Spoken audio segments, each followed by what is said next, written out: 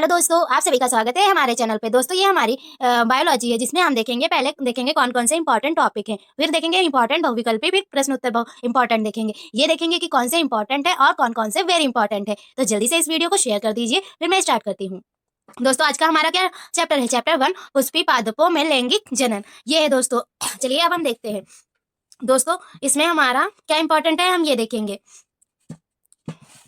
पुष्प आवर्त बीजियों का एक आकर्षक अंग है, ये हमारा पहला टॉपिक है। निषेचन, पूर्व संरचनाएं एवं घटनाएं। दोस्तों ये हमारा इंपॉर्टेंट टॉपिक है। ओके दोस्तों, और नीचे देखते हैं पुमंग क्या होता है, पुमंग या पुंकेसर, ये बताना है क्या होता है। ये हमने चैप्टर में पढ़ रखा है। लघु बीजाणु जनन, ये देखिए दोस्तों, ये हमारा इंपॉर्टेंट टॉपिक है। फिर हम देखते हैं जयांग क्या होता है, जयांग या स्त्री कैसर क्या होता है, ये हमें पता होना चाहिए, हमारे लिए इंपॉर्टेंट नहीं है। एग्जाम के तरीके से देखें तो इंपॉर्टेंट नहीं है, और वैसे तो हमें ये जानकारी होनी चाहिए। फिर हम देखते हैं गुरु बीजाणु जनन, ये हमारे लिए इंपॉर्टेंट टॉपिक है। चलिए देखते हैं फिर भ्रूण कोश, ये वाला भी हमारे लिए इंपॉर्टेंट टॉपिक है दोस्तों। चलिए आगे बढ़ते हैं। अब दोस्तों हम क्या देखेंगे, स्वपरागण और परपरागण। दोस्तों ये हमारे लिए इंपॉर्टेंट है, देख लीजिए अच्छे से। चलिए अब नीचे देखते हैं निषेचन क्या होता है दोस्तों, और द्विनिषेचन क्या होता है। आपसे निषेचन नहीं पूछा जाएगा, लेकिन आपसे द्विनिषेचन पूछा जाएगा। इस पे आप 100% डाल लीजिए, ये आपके लिए बहुत ही इंपॉर्टेंट टॉपिक है। चलिए आगे देखते हैं दोस्तों, बीज का निर्माण और बीजों का प्रकीर्णन, ये आपको पता होना चाहिए, बाकी इंपॉर्टेंट नहीं है। फल का निर्माण, दोस्तों ये वाला अच्छे से पढ़ लीजिएगा। और हमारा इंपॉर्टेंट क्या है, विशेष प्रकार की बीज विकास विधियां, ये हमारे लिए इंपॉर्टेंट है कि विशेष प्रकार की बीज विकास विधियां, ये हमें पता होना चाहिए। जैसे अनिषेक जनन क्या होता है, इस पे भी 100% डाल लीजिए, हमें अनिषेक जनन पता होना चाहिए। चलिए दोस्तों अब क्या पता होना चाहिए, देखो दोस्तों इस पे कर लीजिएगा, बहुभ्रूणता क्या होती है, ये हमें पता होना चाहिए, इस पे 100% डाल लीजिए दोस्तों। अब हम बहुविकल्पी देखेंगे दोस्तों। पहला वाला हमारा बहुविकल्पी इंपॉर्टेंट है। फिर हम देखते हैं 5 नंबर वाला बहुविकल्पी। दोस्तों 5 नंबर वाला हमारा बहुविकल्पी इंपॉर्टेंट है। फिर हम देखते हैं 6 नंबर वाला। दोस्तों 6 नंबर वाला भी इंपॉर्टेंट है दोस्तों। लघु बीजाणुओं के निर्माण के लिए प्रक्रियात्मक लघु बीजाणु मात्र कोशिकाओं में कितने अर्धसूत्री विभाजन होंगे। दोस्तों जितने मैं आपको बता रही हूँ, आप इतने तैयार कर लेते हैं तो आपके 90% तो कहीं नहीं जाएंगे। तो दोस्तों मैं जितने आपको बताऊँ वो रट डालिएगा। चलिए आगे देखते हैं, पॉलीगोनम प्रकार का भ्रूणकोश, ये वाला भी इंपॉर्टेंट है। फिर हम 13 नंबर देखते हैं दोस्तों, 13 नंबर वाला भी हमारे लिए इंपॉर्टेंट है। चलिए आगे बढ़ते हैं दोस्तों, जो हमारा 20 नंबर है, भारतीय भ्रूण विज्ञान का पिता किसे कहते हैं। दोस्तों ये हमारा बहुत मोस्ट इंपॉर्टेंट है, इस पे 100% डाल लीजिए। चलिए दोस्तों आगे देखते हैं, बहुभ्रूणता खोजी गई। दोस्तों ये वाला भी इंपॉर्टेंट है, किस वैज्ञानिक के द्वारा खोजी गई, ये आपको बताना है। चलिए अब हम देखते हैं प्रश्न उत्तर। लघु बीजाणुओं की सबसे भीतरी परत क्या कहलाती है, इसका क्या महत्व है। दोस्तों ये आपके लिए मोस्ट इंपॉर्टेंट है। चलिए आगे देखते हैं दोस्तों, जो आपका 7 नंबर क्वेश्चन है ये इंपॉर्टेंट है। 8 नंबर वाला मोस्ट इंपॉर्टेंट है, इस पे 100% डाल लीजिए। चलिए दोस्तों आगे देखते हैं, मादा युग्मकभिद के एक बीजाणु विकास से आप क्या समझते हैं। दोस्तों ये वाला आपके लिए इंपॉर्टेंट है। चलिए आगे देखते हैं दोस्तों, जो हमारा ये है दोहरा निषेचन का संक्षिप्त टिप्पणी या संक्षिप्त वर्णन कीजिए, ये हमारा इंपॉर्टेंट है, इस पे आप 100% डाल लीजिए दोस्तों। चलिए आगे देखते हैं दोस्तों, एक सेब को आभासी फल क्यों कहते हैं, ये हमारा इंपॉर्टेंट है। चलिए आगे देखते हैं दोस्तों, आप युग्मक पर संक्षिप्त टिप्पणी लिखिए, ये वाला भी हमारे लिए इंपॉर्टेंट है। फिर हम नीचे देखते हैं दोस्तों, 24 नंबर वाला आपके लिए इंपॉर्टेंट है, अनिषेक जनन से आप क्या समझते हैं, ये वाला हमारे लिए इंपॉर्टेंट है। चलिए दोस्तों, और दोस्तों इस वीडियो को ज्यादा से ज्यादा लोगों तक शेयर करिएगा, ताकि उन लोगों तक पहुंच सके जिसे इसकी जरूरत है। चलिए दोस्तों अब आप बताएंगे कि भ्रूण कोश और भ्रूण पोष क्या होता है, ये वाला आपके लिए इंपॉर्टेंट है। चलिए आगे बढ़ते हैं दोस्तों, ये आपका एनसीईआरटी है और ये कई बार पूछा भी गया है, तो ये वाला आप टिक कर लीजिए। ओके, और इसके बाद हम देखेंगे एक परागकण की सूक्ष्मदर्शी संरचना का संक्षिप्त वर्णन कीजिए, ये हमारे लिए इंपॉर्टेंट है दोस्तों, इस पे आप 100% डाल लीजिए दोस्तों, ये आपके लिए मोस्ट इंपॉर्टेंट है। ओके चलिए आगे देखते हैं, अब हम देखेंगे 5 नंबर वाला, पर परागण क्या है, इसके लाभ एवं हानियों का वर्णन कीजिए। हानि का वर्णन कीजिए या हानियों का वर्णन कीजिए, ये आपके लिए मोस्ट इंपॉर्टेंट है, इस पे भी आप 100% डालिए। चलिए आगे देखते हैं, अब हम देखेंगे 12 नंबर। क्या देखेंगे दोस्तों, 12 नंबर देखेंगे, बहुभ्रूणता किसे कहते हैं या कितने प्रकार की होती है, स्पष्ट कीजिए। दोस्तों आपके लिए ये मोस्ट इंपॉर्टेंट है। ओके दोस्तों, और जितने मैं आपको बताती हूँ ये छोड़ने नहीं है।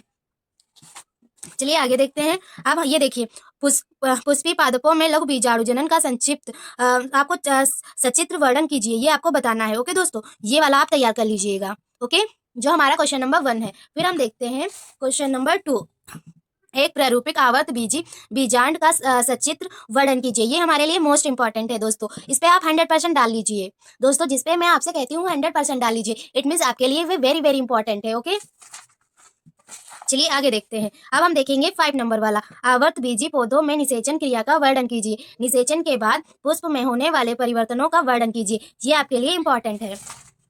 चलिए दोस्तों, हमने देख लिया कि चैप्टर 1 में क्या क्या इंपॉर्टेंट है दोस्तों। जितना भी इंपॉर्टेंट था, अगर आप इतना भी तैयार कर लेते हैं तो आपके 90% तो। फिर हम देखते हैं 3 नंबर, निम्न में से कौन सा नर सहायक ग्रंथि नहीं है। ये हमारा इंपॉर्टेंट है। फिर 7 नंबर देखिए दोस्तों, ये हमारा 7 नंबर इंपॉर्टेंट है दोस्तों। मैं जितना आपको इंपॉर्टेंट बताती हूँ, जिसपे बताऊँ कि मोस्ट इंपॉर्टेंट, वो आपके लिए 100% जरूरी है कि आप वो पढ़ के ही जाए। ओके दोस्तों, चलिए फिर हम देखते हैं 11 नंबर। जो हमारा 11 नंबर बहुविकल्पी है, ये हमारा मोस्ट इंपॉर्टेंट है। चलिए फिर हम देखते हैं अति लघुत्तरी प्रश्न। देखिए दोस्तों, जो हमारा पहला वाला है, वृषण के 2 कार्य लिखिए। ये हमारा इंपॉर्टेंट है। ओके दोस्तों, फिर हम देखते हैं 3 नंबर, सर्टोली कोशिकाओं वाला। सर्टोली कोशिकाओं पर टिप्पणी लिखिए। ये हमारा इंपॉर्टेंट है। फिर नीचे देखिए दोस्तों, लीडिंग कोशिकाओं द्वारा, ये वाला भी हमारे लिए इंपॉर्टेंट है। फिर इसके नीचे आ जाइए शुक्राणुओं वाला, यानी एक्रोसोम का क्या महत्व है, ये हमारे लिए इंपॉर्टेंट है। फिर और नीचे आइए शुक्राणु जनन का क्या अर्थ है, ये हमारे लिए इंपॉर्टेंट है। चलिए इसके बाद देखते हैं जो 11 नंबर है, आर्तव चक्र क्या है, ये हमारे लिए इंपॉर्टेंट है। जो दोस्तों इंपॉर्टेंट कह रही हूँ, ये आपके लिए सब इंपॉर्टेंट है। ओके दोस्तों, कम से कम अगर इतना आपने तैयार कर लिया तो आपके 90% तो कहीं नहीं जाएंगे। फर्टिलाइजिन, ये वाला दोस्तों इंपॉर्टेंट है, इस पे आपको टिप्पणी लिखनी है। चलिए दोस्तों, अब 2 नंबर देखते हैं। नर मानव में वृषण उदर गुहा के बाहर क्यों होते हैं, इस पे आप 100% डाल लीजिए। ओके दोस्तों, ये आपके लिए 100% इंपॉर्टेंट है। चलिए आगे देखते हैं। देखिए दोस्तों, जो हमारा ये है नर या पुरुष के जनन तंत्र में दोस्तों, ये वाला आपके लिए इंपॉर्टेंट है। चलिए आगे देखते हैं। ये हमारा दोस्तों एनसीईआरटी है, तो आपके लिए ये वाला तो इंपॉर्टेंट है ही है कि मादा स्तन ग्रंथियों का संक्षिप्त वर्णन कीजिए। ये दोस्तों आपके लिए मोस्ट इंपॉर्टेंट है। ओके दोस्तों, इस पे आप 100% डाल लीजिए। फिर हम देखते हैं शुक्राणु जनन क्या है दोस्तों, ये वाला भी आपके लिए 100% इंपॉर्टेंट है। चलिए आगे देखते हैं। मानव के शुक्राणु की संरचना का वर्णन कीजिए। देखिए दोस्तों, ये वाला आप इस पे भी 100% डाल लीजिए। ये सब आपके मोस्ट इंपॉर्टेंट टॉपिक है दोस्तों। चलिए जल्दी से डालिए 100%।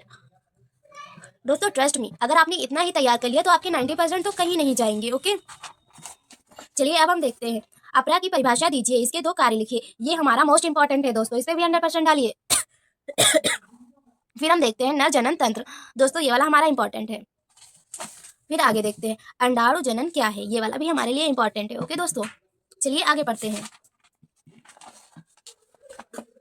दोस्तों ये जो हमारे अंतर है, ये हमारे इंपॉर्टेंट है, इस पे 100% डाल लीजिए कि शुक्राणु जनन क्या होता है और अंडाणु जनन क्या होता है, ये हमें पता होना चाहिए। बस दोस्तों, हमें चैप्टर 2 में इतना ही पढ़ना था। अगर आपने इतना ही पढ़ लिया तो आपके 90% कहीं नहीं जाएंगे दोस्तों। और मैं जैसे जैसे आपको बताती हूँ, वैसे वैसे आप तैयारी करते रहिए और आपको परेशान होने की जरूरत नहीं है। और इस वीडियो को ज्यादा से ज्यादा लोगों तक शेयर कर दीजिए। ओके, देखते हैं इंपॉर्टेंट क्वेश्चन। देखिए दोस्तों, जो हमारा 10 नंबर वाला है, ये मोस्ट इंपॉर्टेंट है। स्वपात्र निषेचन क्या है, चलिए दोस्तों आगे देखते हैं। अब देखिए दोस्तों, जो हमारा क्वेश्चन नंबर 7 है, अच्छे से देखिए दोस्तों, जो हमारा क्वेश्चन नंबर 7 है दोस्तों, ये हमारा इंपॉर्टेंट क्वेश्चन है। फिर हम देखते हैं 8 नंबर। 8 नंबर हमारा क्या है, IVF तकनीकी पर संक्षिप्त टिप्पणी लिखिए। दोस्तों या तो आपसे ऐसे पूछा जाएगा या तो आपसे ऐसे पूछा जाएगा कि परख नली शिशु पर टिप्पणी कीजिए। दोस्तों आपका ये 100% इंपॉर्टेंट क्वेश्चन है दोस्तों। मैं आपको जितने बताऊँ वो सारे तैयार कर लीजिएगा। ओके, चलिए अब देखते हैं 7 नंबर। पहले देखिए दोस्तों, जो हमारा 6 नंबर है, ये हमारा मोस्ट इंपॉर्टेंट है। फिर हमारा 7 नंबर है दोस्तों, अच्छे से देख लीजिए और अच्छे से पढ़ लीजिए। चलिए दोस्तों आगे देखते हैं। दोस्तों जो हमारे ये 2 डायग्राम है, ये हमारे लिए मोस्ट इंपॉर्टेंट है। देखिए अब देखते हैं क्वेश्चन नंबर 8 यानी प्रश्न नंबर 8 देखते हैं दोस्तों, ये वाला भी हमारे लिए इंपॉर्टेंट है। चलिए आगे देखते हैं। प्रश्न नंबर 1, जनसंख्या विस्फोट से क्या अभिप्राय है दोस्तों, ये हमारे लिए मोस्ट इंपॉर्टेंट है, इस पे आप 100% डाल लीजिए। दोस्तों जो आपको मैंने ये बताया था, ये भी हमारे लिए मोस्ट इंपॉर्टेंट है। चलिए अब देखते हैं। देखिए दोस्तों, जैसे आपसे यहाँ पूछा गया वैसे ही आपसे यहाँ प्रश्न नंबर 3 में पूछा गया है। ओके दोस्तों, चलिए आगे देखते हैं। अब हमारा आ गया चैप्टर 4, वंशागति और विविधता के सिद्धांत। दोस्तों इसमें देखेंगे हमारे इंपॉर्टेंट क्वेश्चन। चलिए फिर स्टार्ट करते हैं। देखिए दोस्तों, पहले आपको ये हमारा जो माइंड मैप दिया होता है, उसमें ये चीजें बहुत ही इंपॉर्टेंट है, देख लीजिए। गुणसूत्री या क्रोमोसोम विकार ये निम्नलिखित प्रकार के होते हैं, ये आप देख लीजिए। हमारी जो क्वेश्चन बैंक है, इसमें 4 प्रकार के दिए गए हैं, आप चारों प्रकार तैयार कर लीजिएगा दोस्तों। चलिए अब हम क्वेश्चन आंसर पर आ जाते हैं, देखते हैं कौन कौन से हमारे क्वेश्चन आंसर मोस्ट इंपॉर्टेंट है। देखिए दोस्तों, जो हमारा क्वेश्चन नंबर 3 है, जीन की परिभाषा लिखिए, ये कहाँ पाई जाती है ये बताना है दोस्तों, ये हमारे लिए इंपॉर्टेंट है। फिर शंकर पूर्व संकरण बैक क्रॉस दोस्तों, ये हमारे लिए इंपॉर्टेंट है। फिर हम देखते हैं 7 नंबर। 7 नंबर भी हमारे लिए इंपॉर्टेंट है। अगर दोस्तों आपने इतना ही तैयार कर लिया तो आपके 90 प्लस मार्क्स आएंगे। चलिए देखते हैं 13 नंबर, देख लीजिए दोस्तों अच्छे से 13 नंबर। फिर हम देखते हैं दोस्तों 20 नंबर। देखिए दोस्तों ये हमारा 20 नंबर है और उसके नीचे 21 है। डाउन सिंड्रोम से क्या अभिप्राय है, या डाउन सिंड्रोम पर टिप्पणी लिखिए, ऐसे भी आ सकता है। अब हम देखते हैं 23, वर्णांधता क्या है दोस्तों, ये आपके लिए भी इंपॉर्टेंट क्वेश्चन है। चलिए आगे देखते हैं। देखिए दोस्तों जो हमारा 10 नंबर है ये हमारे लिए इंपॉर्टेंट है। अपूर्ण प्रभाविता पर टिप्पणी लिखिए। ओके दोस्तों, चलिए आगे देखते हैं। देखिए दोस्तों जो हमारा 22 नंबर है ये हमारे लिए इंपॉर्टेंट है, और 23, 22, 23 ये हमारे लिए इंपॉर्टेंट है। फिर आ जाए दोस्तों 14 नंबर पे, हीमोफीलिक पिता तथा वाहक माता की संतानों में रोग की वंशागत किस प्रकार होती है, ये हमारे लिए 100% इंपॉर्टेंट है दोस्तों। चलिए आगे देखते हैं। फिर देखिए दोस्तों क्वेश्चन नंबर 2, अनुवांशिकी क्या है, मेंडल के पृथक्करण के नियम तथा स्वतंत्र अवयवन के नियम की व्याख्या कीजिए। दोस्तों ये हमारे लिए मोस्ट इंपॉर्टेंट है। चलिए फिर हम आगे देखते हैं। देखिए दोस्तों जो हमारा प्रश्न नंबर 4 है, देखिए कितने तरीके से पूछा गया है। ओके दोस्तों, चलिए आगे देखते हैं। अब हम देखेंगे जो हमारा चैप्टर 5 है, वंशागति का आणविक आधार। दोस्तों इसमें देखेंगे इंपॉर्टेंट।